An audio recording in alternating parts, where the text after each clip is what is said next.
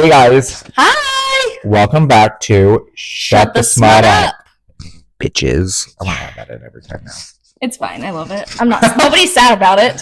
Anyways, so on today's episode, we're going to talk about going and meeting the author, Scarlett St. Clair. It was freaking awesome. I had so much fun. So we went and seen her on March 14th, so a couple weeks ago. But it was still such an enjoyable moment, and I actually want to say I'll never forget this one. It was quite fun. For sure. Well, because there was 4 of us that went. Correct. It was just fun from the beginning. It was at the library, which I was super impressed with that library. We live in a small town, and so, like, compared to that library, our library's just, like, so little. It's just a baby. Yeah, just a baby. And these ones are just... so this one is just huge and made out of glass. And yeah, like it was so cool. And you know what? We've learned to show up early. Yeah. Like more than 30 minutes because we've gotten, like, we were right in front this time. Front and center, baby. Yeah, like it was so cool. There was a part where she took a picture. Group photo. A group photo. And I know we all said this. We all kind of got a little starstruck. And I don't feel like I get that way very often, and so I was kind of nervous and giddy, but she sat, like, me and Dallas were sitting next to each other, and she literally, like, we moved our stuff, and she sat, like, right here, and we were waiting. There was a cement pad that we were on, and there was no chairs in front of us. So she's like, I'm just going to kneel here, and we're, like, moving our stuff like, as fast as we could. Right here, you can sit right here. And then we were, like, waiting for her to post the picture, and she never did. No. I was like, please come out with that. I loved it. Maybe she will. But yeah, so Scarlett St. Clair is the author of the Touch of Darkness series, as well as the Haiti tie-in books to those. And then the Isolde and Adrian. Correct, the King of Battle and Blood series. And then the Queen of Myth and Monsters. Yep, she does have a YA novel, When the Stars... I'm going to fix that because Cedar knocked it. When the Stars... I don't know that name of the book, so we'll just cut that out. Okay. I think it's the mountain? No? I can't remember. We should have had him up. Okay, actually, if we're going to cut that, I might as well just grab them. Where did I put them, actually? If we're cutting that... We can just add them. We'll add them into it. No, I want to show that we got signatures. Well, I didn't bring any of mine, though. I did, though. I don't know why I didn't grab them. Yeah, mountains. Mountains made of glass. Yeah, but there's another one. Hold on. Something stars. Stars.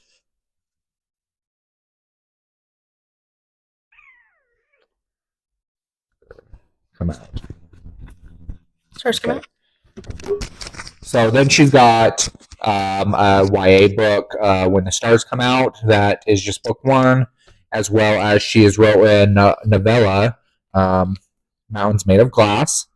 She is writing a sequel. Super excited to read this. I haven't read it yet. Yeah, either have I. She's writing a sequel, Apples Dipped in Gold, and that one is going to be super cool too. She's really into like these retellings right now. Is it kind of like the Grimm's fairy tale stuff? Grimm's fairy tale, correct? Right? Okay.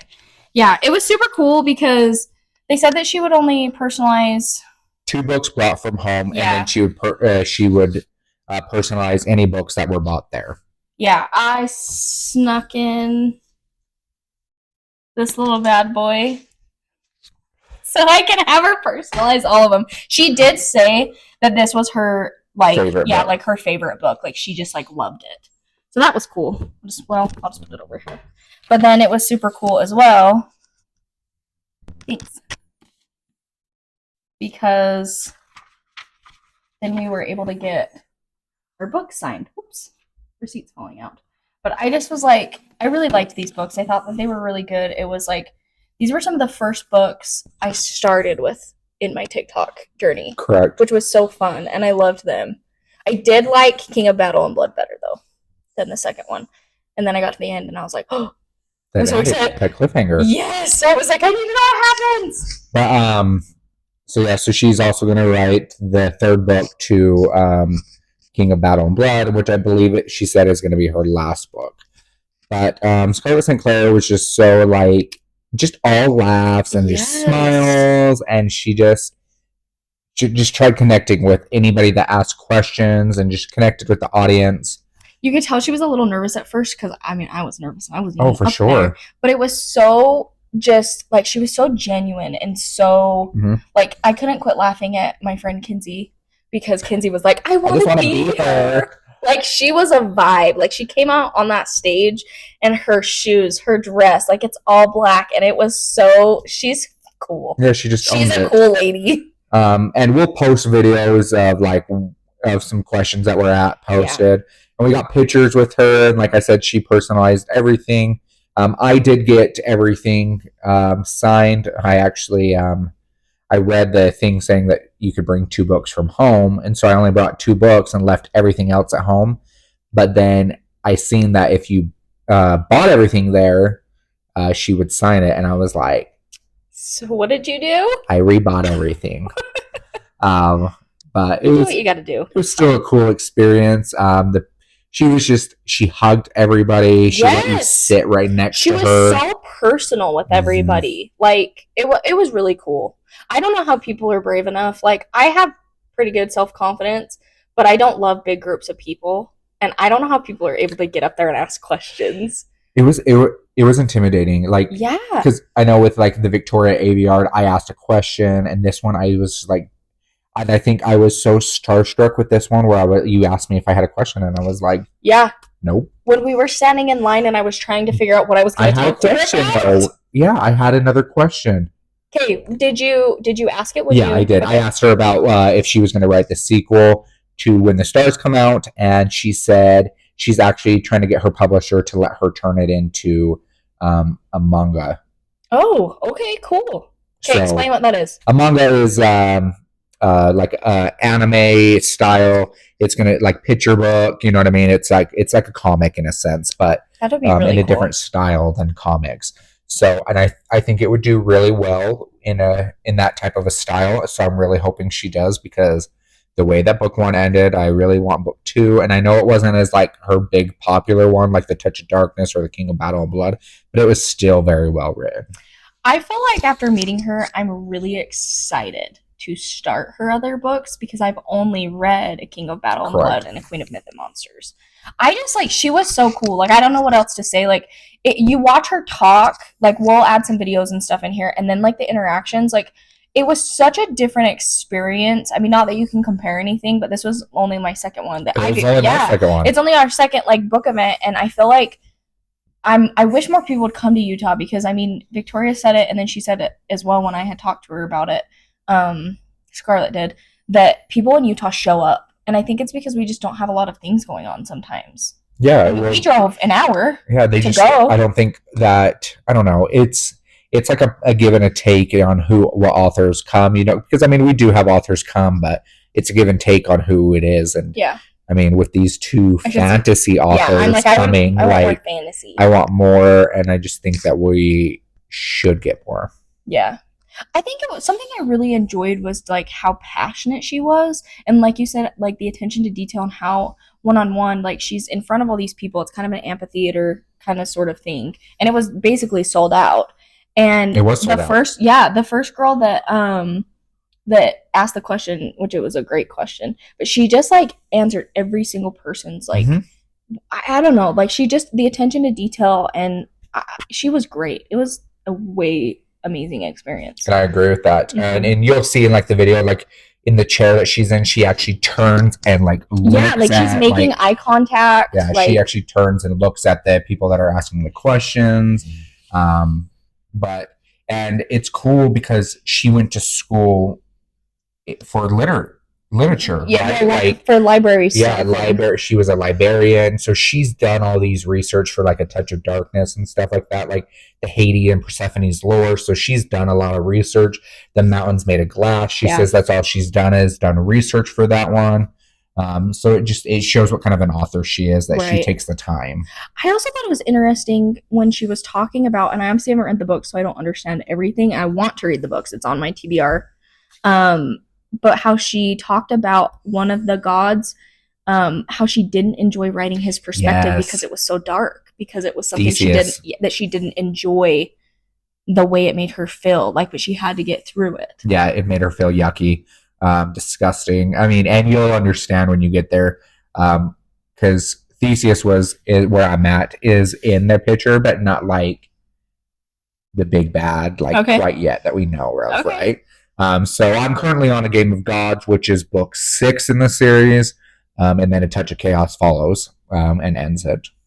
Yeah, I'm excited. Kinsey, one of our friends that went with us, started it, and she said that she's been obsessed with it so far. I believe it. She's already flying through it, so it makes me excited, and I want to start it. They're a really easy book to get through. I mean, which I love that. Sometimes you just want a book you're going to eat up. Yeah, you do have that. Some of the mental health triggers, right? You have that. You do have some of the other triggers of I don't know how to word this, rape, I guess you should say. That is a trigger that is introduced into this book. Kidnapping. I mean, you got all sorts of kind of stuff. So it does dive into that and mental health and shit like that. So it is a kind of a darker element on that part. Okay. I feel like, side note here on the trigger warnings, I don't ever remember reading books growing up or anything, or even as an adult that had trigger warnings. Is this a newer thing that's happening? No. Because I'm maybe I just haven't read dark enough stuff for me to And it probably is. Yeah, I wonder if it's that, because I've just never I feel like this is a recent thing that everybody's check your trigger warnings, check your trigger warnings. And it's probably the way it is. Of course, now, maybe that's why I don't nowadays, like dark fantasy. People are writing darker genres, right? They're putting more things that people can relate to, right? Yeah. Mental health is a really big one, right? So they're just it's part of the whole new genre of everything. And nowadays it's kind of like a warning. I mean, with a rated R movie, right? You got explicit language, nudity, you got that type of stuff. So it's just to help readers. Okay.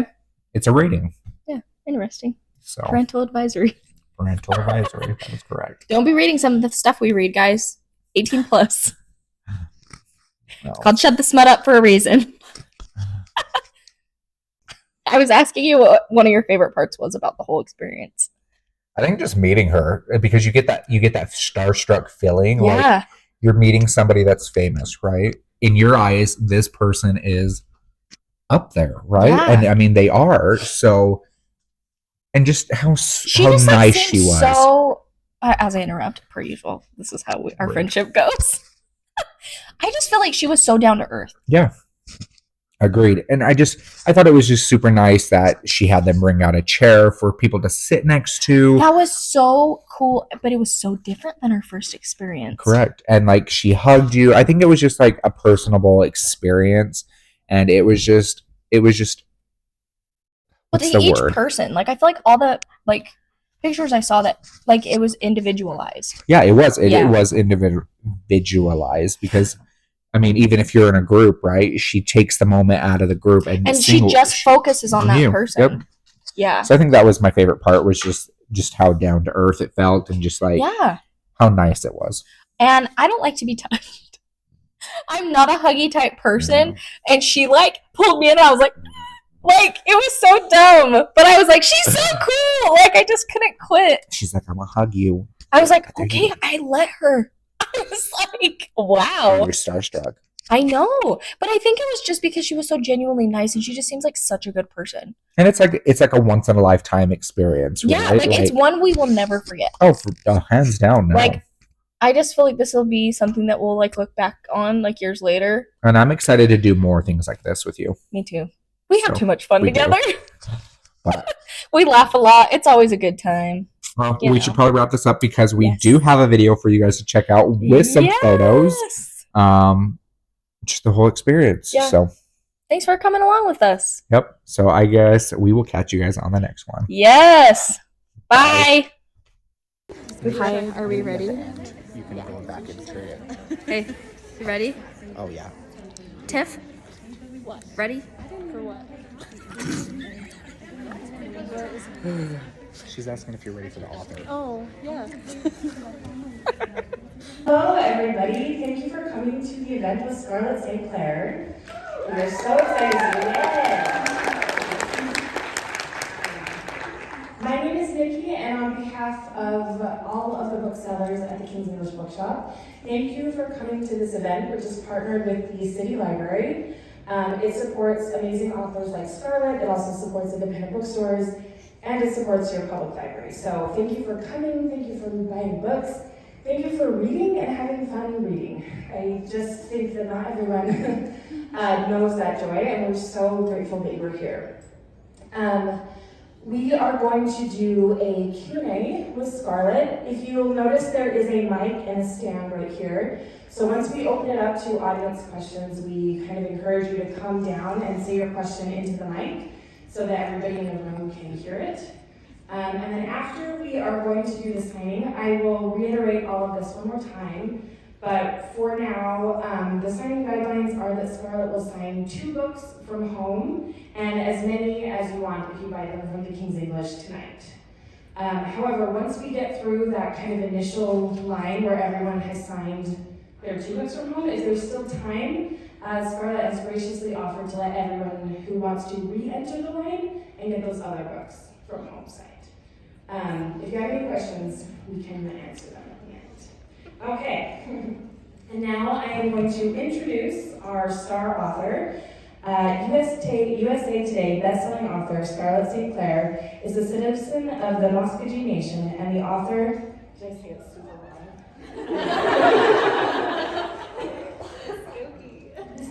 That's fine. It's not fine. Okay, I just wait to see. Tell me how to say it correctly. Muskogee. Okay. Scarlett St. Clair is a citizen of the Muskogee Nation and the author of the Hades and Persephone series, the Adrian and Isolde series, fairy tale retellings, and When Stars Come Out. She has a master's degree in library science and information studies and a bachelor's in English writing. She is obsessed with Greek mythology, murder mysteries, and the afterlife. Please give a warm round of applause for Scarlett St. Clair.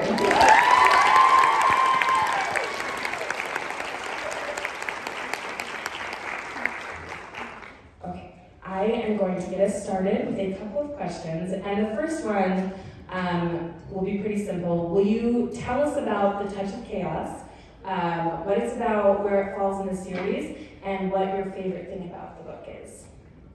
My favorite thing is that it's done. If you followed me for any length of time, you know it was a saga to get it complete. I guess it technically is book number 7 of this entire saga, and it's just a giant battle, and that's it. Yep, it's the end. It's the final book in the series. People keep asking me if it's truly the end. It is the end.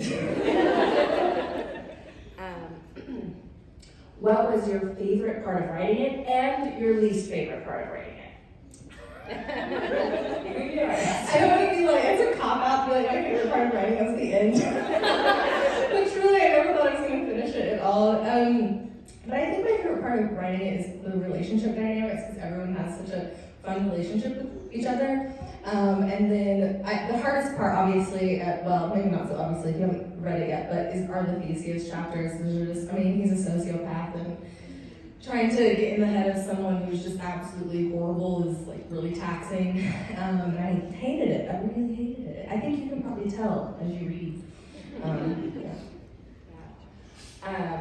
That's super interesting. Did you feel like you had to write them separately than like the Hades and Persephone points of views, or could you kind of jump around even when you were in that not great headspace? But by that point, I was writing in order, I would say chronological order, but I was writing in order of the chapters that I was going. In Gods, though, which was interesting, is like I raced forward and wrote all the Dionysus chapters because they were really fun. And everyone else was just frustrating, and so I did do that there, but with this, I was just like, but also I was like on deadline, and I had to push the book once, and I was like, you can't do that again. So I was like, just head first into the points of view. I mean, that's great. I think that romantasy is kind of having a heyday right now, but you were writing quote-unquote romantasy before romantasy was a thing, and you were writing sort of these retellings that were romances and mythological romances before they kind of had this like weird spike in popularity. So what's it been like from the start of your career till now, watching this genre kind of rise in popularity? Well, that's interesting. I think as someone, sort of always been there because I feel like I was reading self-published authors like for a very long time, and like Grace Draven, for example, she wrote Master of Crows. That's romantasy, and I really sought that. I don't know if I'd call it a genre per se, but sort of like a subgenre of fantasy and romance, and it wasn't as prevalent, so it is nice to have like more reading material now.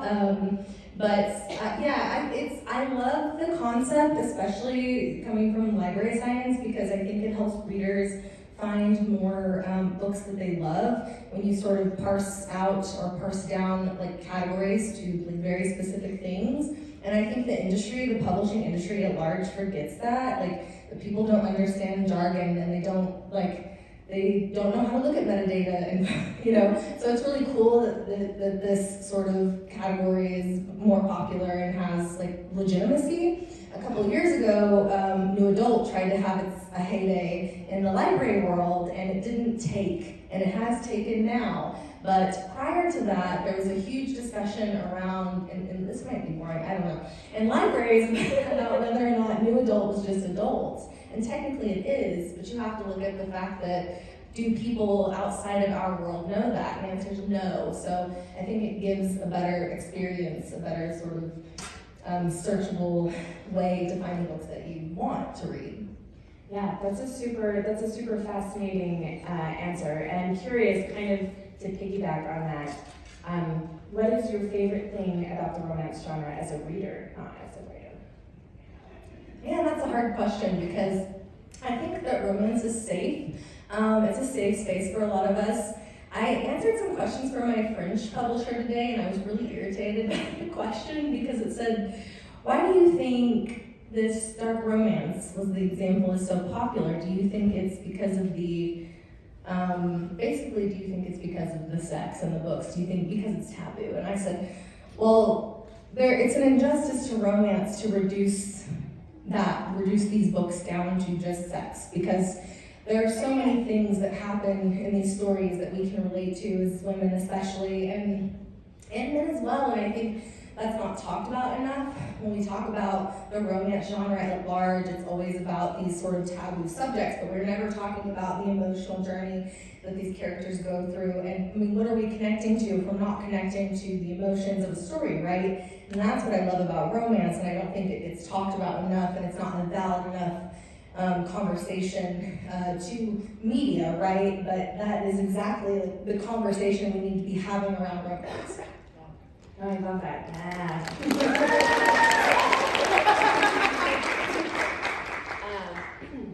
So to pivot a little bit, I know on like your Instagram and stuff, your sort of broadcast channel is called like the Cult of Scarlett, which is really cool. It's really, really cool. And my question is, when you're writing a new book, do you have kind of like your audience in the back of your head, be like, oh, will they like this, will they not like it? Or do you write for yourself first and foremost and then hope people like it?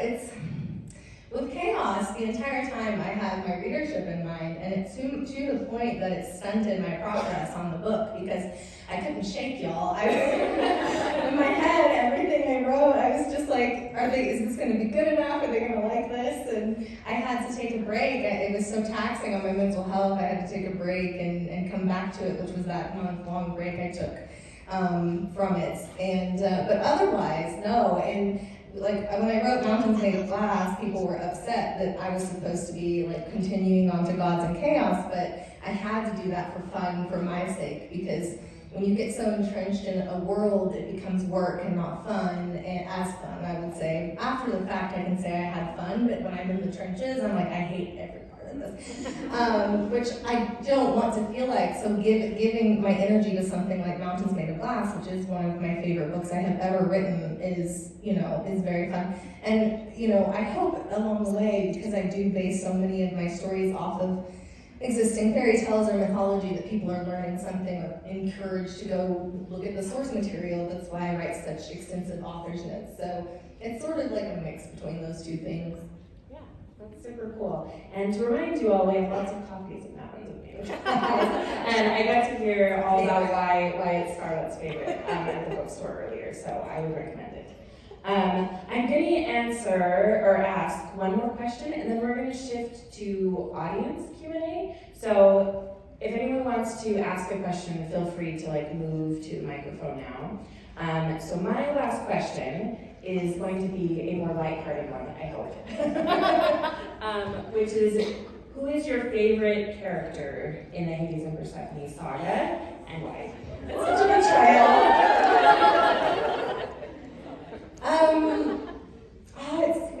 I don't know. Everyone sort of has this different, like a different place in my heart. I love them for all sorts of different reasons. I will say, in A Touch of Chaos, like Hermes has a he's at his best in this book. And I think the fun part to me was that at the end, Hades does start to like play along with some of his ridiculousness, and it was such a fun dynamic. And I think like through those friendships, we see how these characters have really grown. So I would say like those dynamics are definitely a part of my favored characters. So I love that. Just chilling. Yeah, is it on? It says, just kidding, psych. I work around mics, so it's fine. So my question is, you've written a very vast, diverse type of, like, different genres per se. So you've got your vampires, you've got your Greek gods, you've got the mountains made of glass. When you're writing, regardless of deadline, how do you choose which one to write for, and then choose, like, what you want to do next? Very good question, because I am absolute chaos. So I can just kind of go through those books with you. I felt like when I started King of Battle and Blood, I needed a break from Malice, and just Hades and Persephone. I just lost my dad, and those books deal heavily with grief, and I was like, I don't want to do this. And Adrian and Soul were just arguing in my head, and I thought, I can write this pretty fast, and I did. And it was such a nice break, so when I returned to the series, I think it was A Game of Retribution, which is, the counterpart to Ruin, so we're dealing heavily in the loss. It wasn't so bad. And then with Mountains Made of Glass, again, I had just finished Queen of Myth and Monsters, which took a turn that I did not expect, so it has a tone and it's heavy, and I was like, I need something fun, and so I wrote Mountains Made of Glass, and I had wanted to write like a dark fairy tale, but have it be absolutely ridiculous, which is exactly what Mountains Made of Glass is. But now, again, I'm in a situation where I'm trying to write Apples Dipped in Gold, which is the second Mountains Made of Glass, and then I have to write Kingdom of Spirit and Shadow, but I really want to write this I don't even want to talk about it. I want to write this magical mafia series where I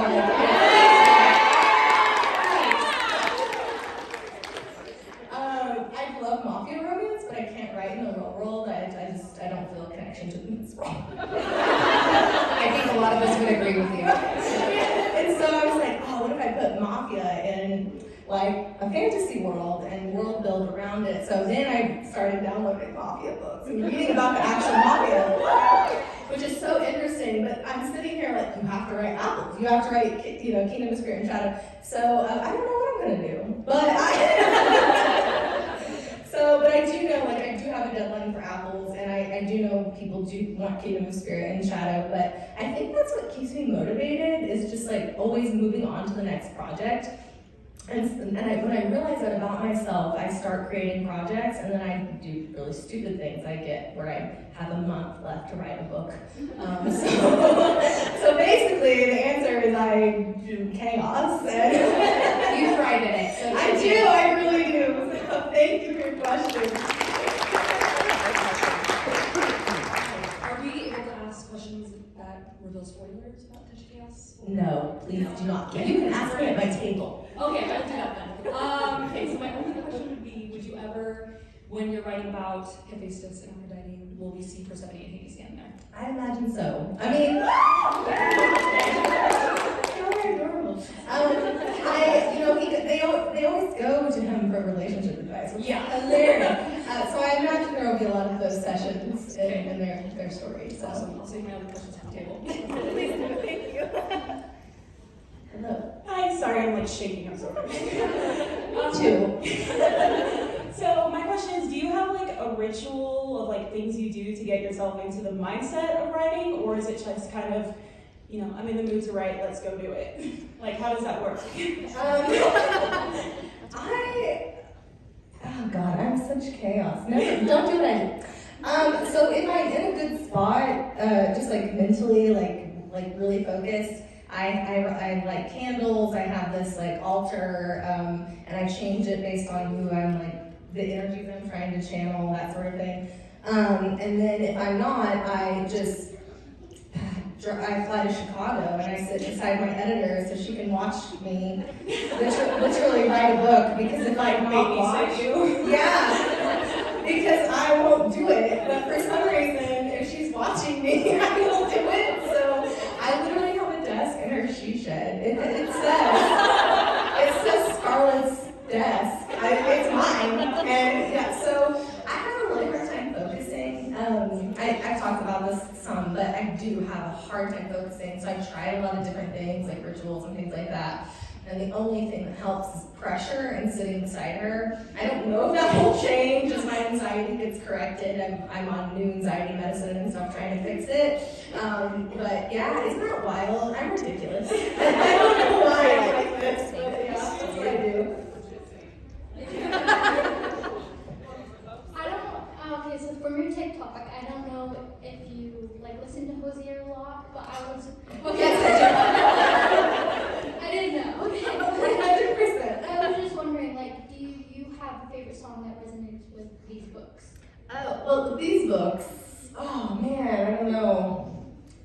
I'm looking at Lexi because we, talk about this a lot, but I will just, a couple of my favorite songs, Strike is a very beautiful love song, and there's a couple of the first few lines of it really resonate with me personally.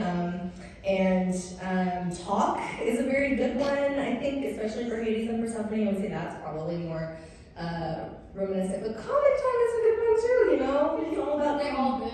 Yeah, it's about, something. But I love Hosier. He's such a vibe, and I got to go to his concert, and I'm from Oklahoma, and I imagined it, like the way I got to go. I like manifested that concert. Yeah. It was amazing, and his music on his album is top tier, but live, it's like a religious experience. Yeah. So I love him, absolutely. And he's the only person I really listen to in my genre, so it's really funny. But yeah, totally live for him. Thank you. Yeah, thank you. Can I ask another one if you have other questions? Yeah, sure.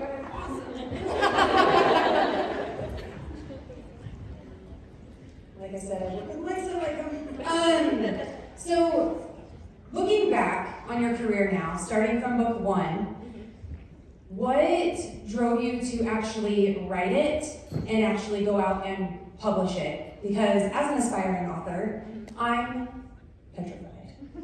Yeah, I understand. And it's still hard. I have a feeling that it's not exactly going to go away, but like actually dealing with people who maybe even naysayers that are like, oh really, you think you can do it? Like, you think you can publish a book? And I'm like, I think I can.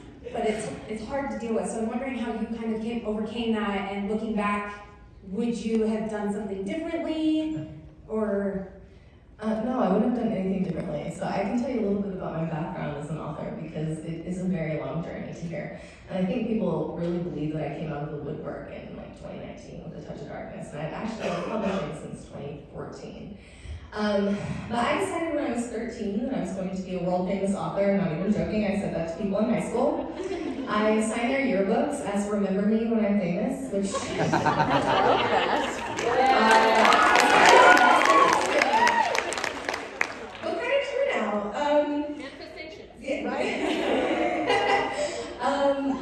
the biggest thing is to obviously believe in what you're doing, and you will have people along the way who are afraid that you'll succeed, which is why they tell you not to do it. And I was lucky enough that my dad really believed in what I was doing, but I think he didn't understand what it meant. He was just like, you do you. You'll be great at anything. And I was very helpful though, because I had someone in my telling me, like, do this, it's great. But then a lot of other people said, don't do it.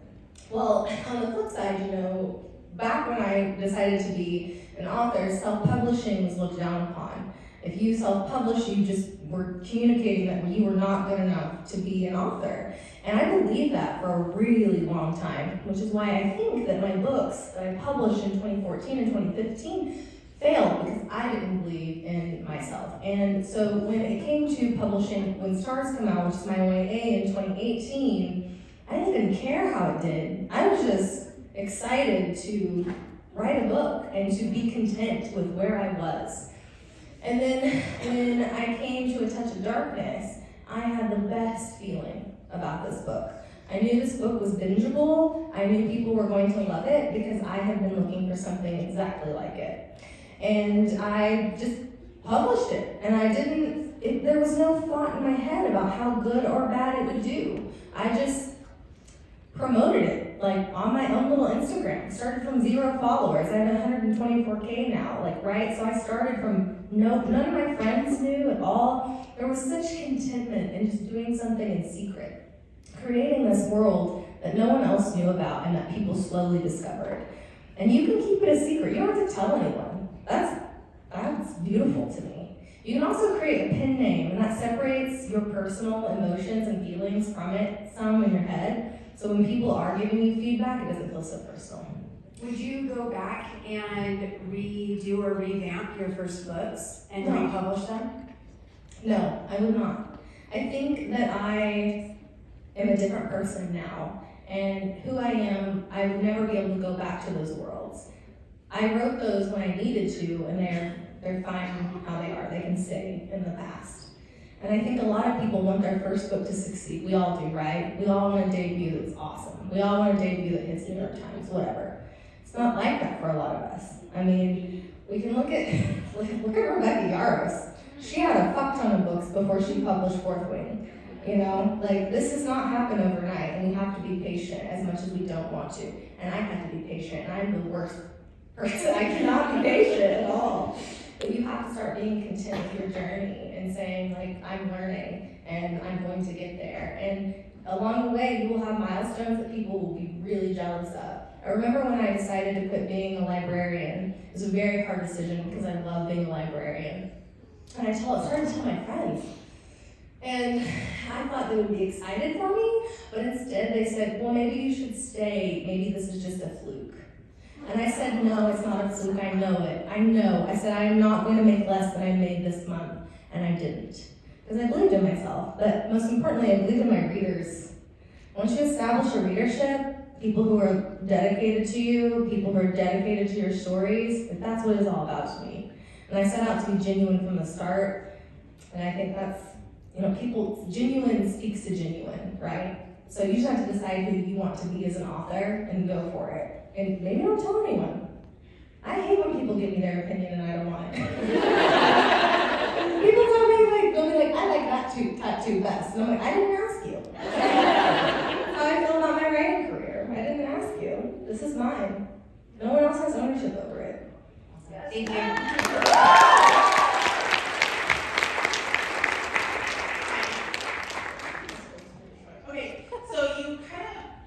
Mentioned it a little bit. I think we need on your TikTok or Instagram, but I don't like my TikTok. But you said that your readers are more of your inspiration with putting out the Hades books.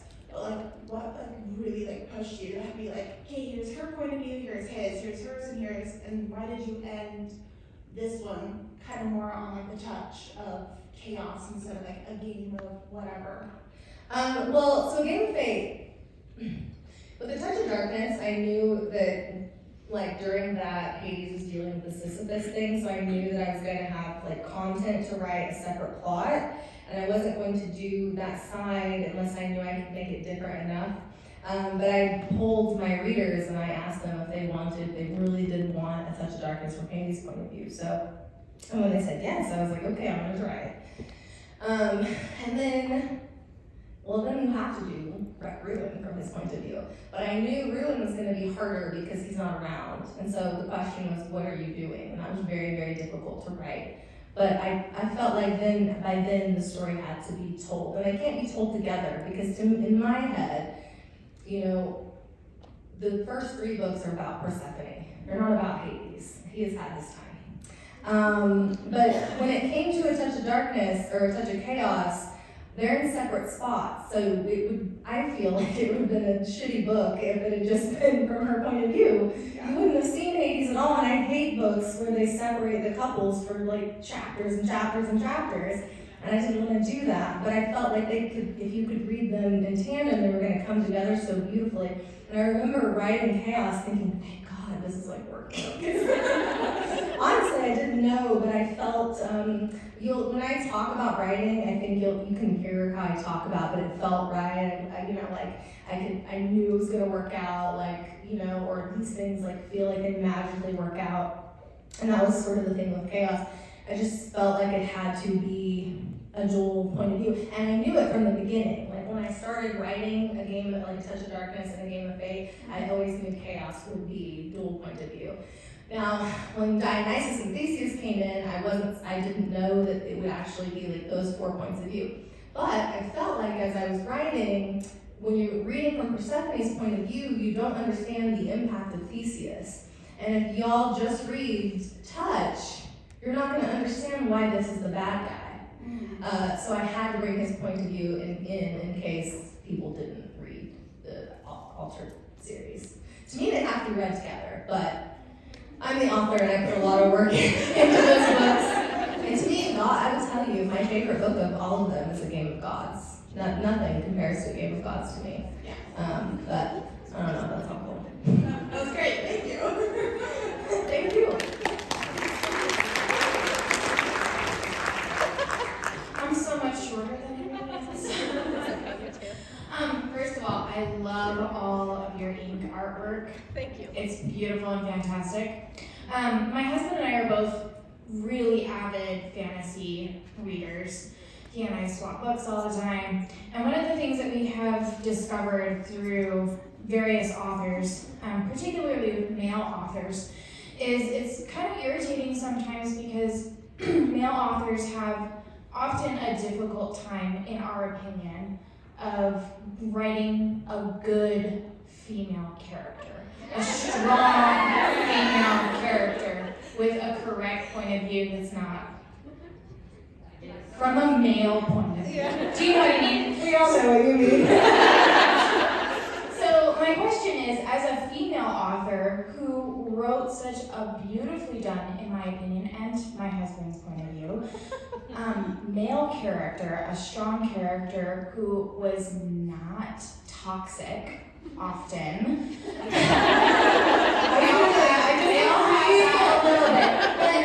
A good strong male character, was it difficult for you to get into that mindset without crossing a line that so many of us find to be, for lack of a better term, disgusting? I think that because I don't like certain things in books, I steer clear of those in my own.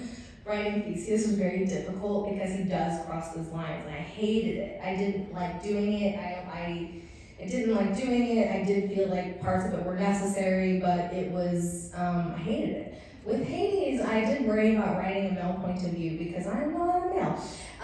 But I also felt like, we all deal with human emotions and we process our emotions differently. And not all men are the same, right? So, we can't apply this one, system to all characters or all male characters or all female characters. When I was writing him, the one thing I kept thinking about was that this character in myth is a god who was born and then immediately swallowed by his dad and then cut out of his body as an adult and then immediately went into a 10-year war. So what kind of person would that make? And a very troubled, very traumatized person. So then everything that he would do in life comes from that's the seed of all his decision making. And when you're used to sort of doing everything alone, what does that look like? Well, it looks like not communicating is what it looks like.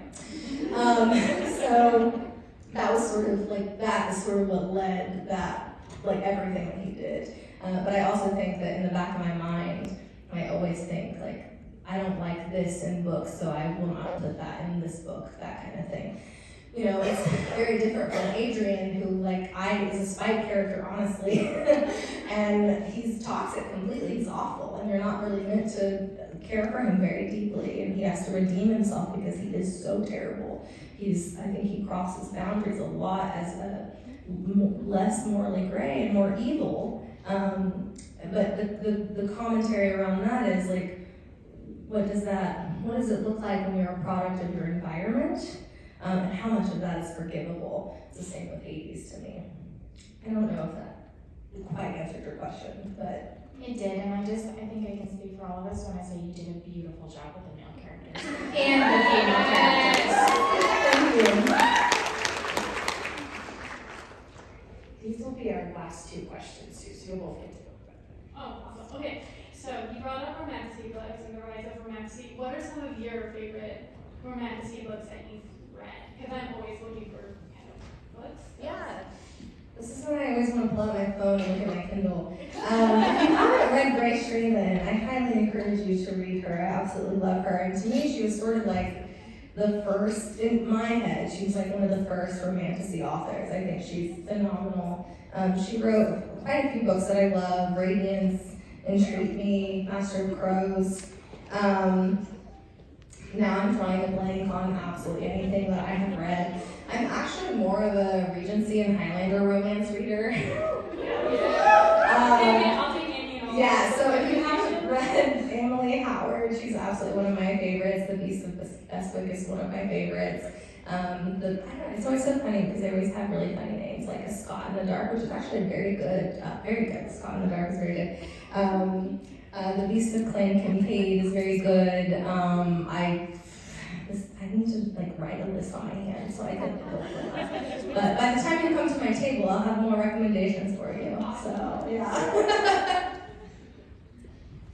Hi. Okay. So my question is, when you were writing Hades' point of view, how did you choose which myths to put into his books like Sisyphus or Theseus? And how did you balance trying to modernize them, but with keeping the original themes of the myth? This is such a difficult question because I don't know.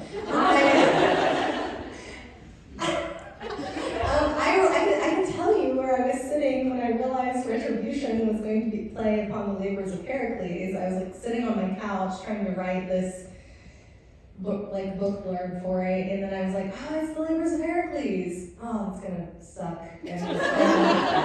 So yeah, I don't know. And as I write, it's sort of discovery, and I know these myths very well, so they're always in the back of my mind. So I'll get to a point, and I'm like, I think there's a myth for this, and then I'll go find the myth and reread it, and then pick parts of that to bring into the story. In Retribution, it looks like either referencing, like Fight Night was definitely a direct reference, but even some of the symbolism, like the lions or fountains, it's a reference, you know. So I just find different ways to sort of make, call to these elements. It's so fun. There's so much in chaos, and I think when you know myth, it's really a fun read, because there's just so many nods to it. It's just in the back of my head all the time. It almost, I don't want to say it's effortless, but it just is something I do. I don't know. I wish I had a better answer for you, but sometimes I feel like it's so magical because it works out so well. I can give you an example, and I think this is probably one of my favorite examples.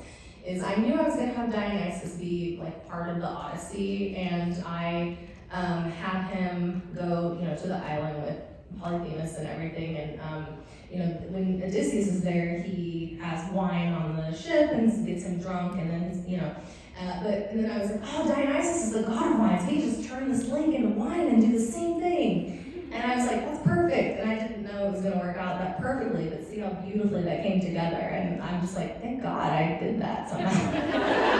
It worked out. All my books are just like, oh, thank God that worked out. Thank you. Yeah, thank you. Okay, we're gonna end with my favorite question to ask authors is there anything that you're like, I wish someone would ask me about this, or I wish I would be given a chance to like say this like one thing that nobody ever asked me about, or that I never get to talk about. Now's your chance. We already touched on it a bit, which I think is just like the conversation around romance. I think needs to be centered upon, you know, how integral these books are to mental health and how they've helped people through some extremely dark times. And I remember thinking back when I was first venturing into romance, like I didn't think I could change the world writing romance, and I was very wrong. And I'm so grateful that I was wrong, because I mean, look at what I just have heard so many wonderful stories from readers who found my book, started reading again, or you know, it saved their life in some way, and it's just, that is so amazing, and we don't get enough credit for that in mainstream media, and we won't unless people speak out every time someone bashes romance for being just sex. And there's nothing wrong with sex. We have a society that likes to use sex, but not if women are empowered to be sexual. So we need to have a lot of conversations around that.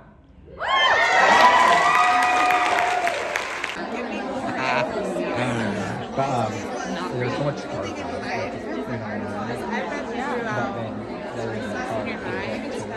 for what?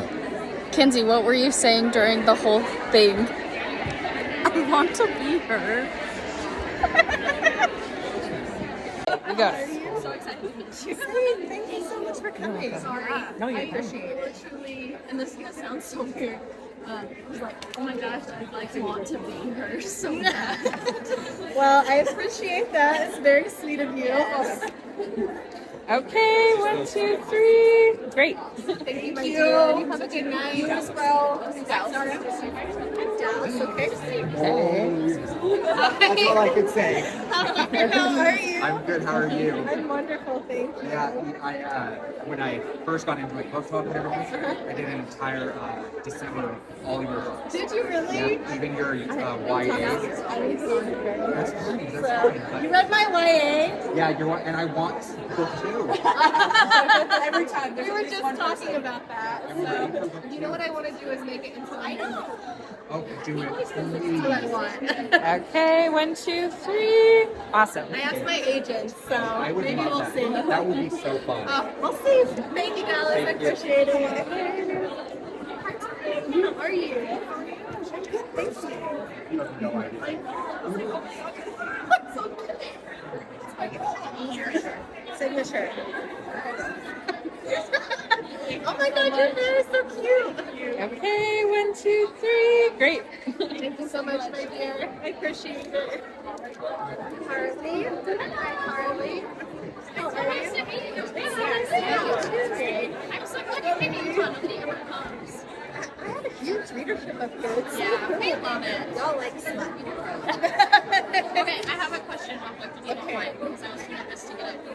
Tell me. So She's my baby.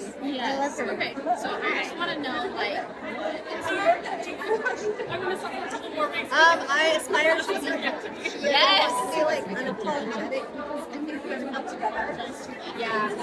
Who they are and shape people back. Just a really strong. I love her. It's still Yeah. I now know Harry. I think it's a secret. Okay, 1, 2, 3. Great.